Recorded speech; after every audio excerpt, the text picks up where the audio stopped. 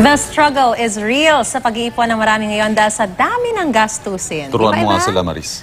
Magaling mag-ipon to eh. Pero ang isang OFW po nakaipon na mahigit 140,000 pesos sa loob lang ng 6 na buwan. Alamin kung paano sa pagtutok ni Bernadette Reyes. Totoong money can't buy happiness. Pero ang pera pag naipon, nakaka-good vibes.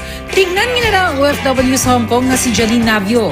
Mula sa itinago niyang tigto 20 Hong Kong dollars, nakatumbas ng nasa 133 pesos. Nakaipon siya ng mahigit 21,700 Hong Kong dollars o tumataginting na 145,000 pesos sa loob lang yan ng 6 na buwan. Pagbili ko dito, bili doon, ano ko na lang, huwag na lang ako bibili kasi I got more than enough naman sa mga gamit. Ang pa-20-20 dolyar din mula sa kanyang sukli, pati na ang dagdag bayad sa kanya tuwing nagtatrabaho kahit day off.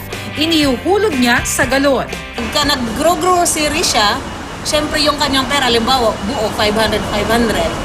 Yung remaining na may mga nasusukli na mga 20-20, doon niya linalagay. Naideposito na ni Jaline sa bangko ang kanyang ipon at nagsimula ulit siyang magpuno ng isa pang garapon. Ang challenge niya ngayon, isama na pati mga $50 niyang sobra. You need to know what is needs and wants. Bernadette Reyes, nakatutok 24 oras.